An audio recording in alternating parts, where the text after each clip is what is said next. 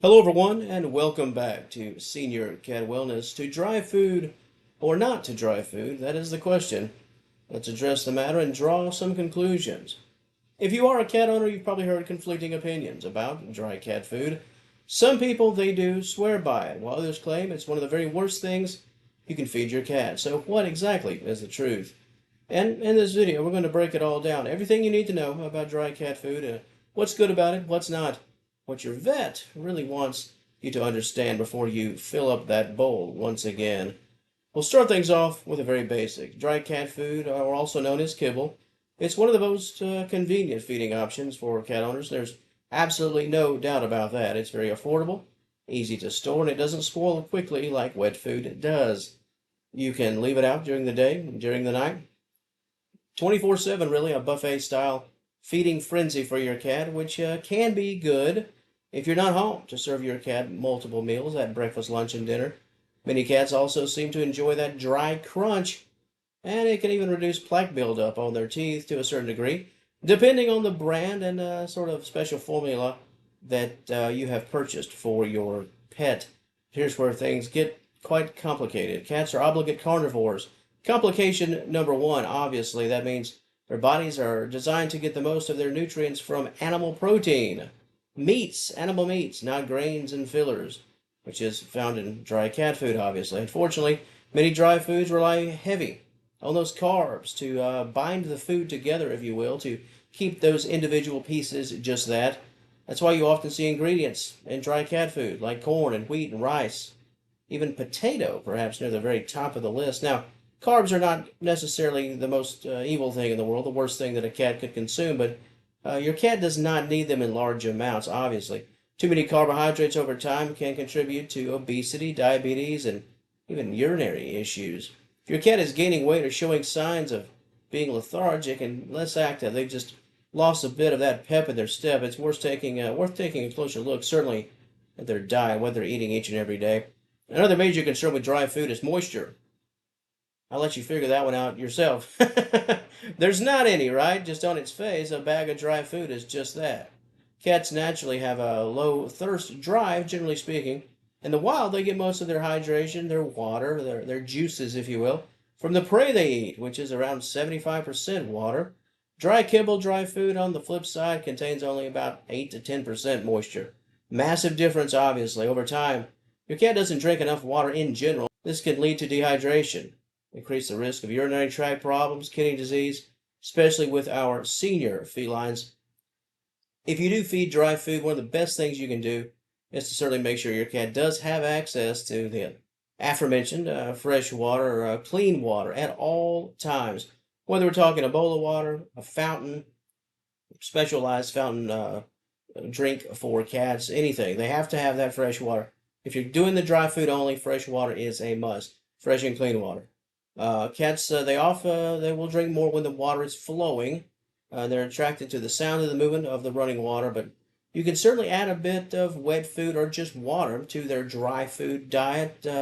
Anything that promotes responsible hydration that they certainly need. So, overall, big picture, does this mean you should stop feeding your cat dry food? Now, there's mixed opinions, and maybe that's a video for another day. There's some people that suggest that cats should never eat dry food ever, and they certainly should never have a 100% dry food diet. But you don't necessarily have to end all dry food. That's the position that I'll personally take. The key is this choosing high quality dry food because there are levels of dry food. Some are far worse than others. So it's all about having a balanced diet here. Look for products that list real meat or fish as the first ingredient, turkey, chicken, beef, salmon. Here we go. Avoid foods that rely heavily on these fillers, these packed fillers, plant-based proteins and fillers that are high in artificial colors and flavors and preservatives. The less of those, the better. You'll also want to pay close attention to sort of what's written on the bag in terms of what this food is supposed to do and what it really is. Ideally, you're looking for protein of at least 30 to 35%, low to moderate fat levels, and minimal carbohydrates. Not zero, but minimal. Grain-free, it's not always necessary, but it can help.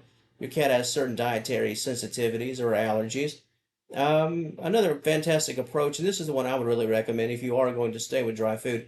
It's a mixture, a mixed feeding plan, dry and wet, either alternating or even sometimes together at the same time in the same bowl. This gives your cat options, of course. The crunch they love from the kibble with the moist feel and texture of wet canned food.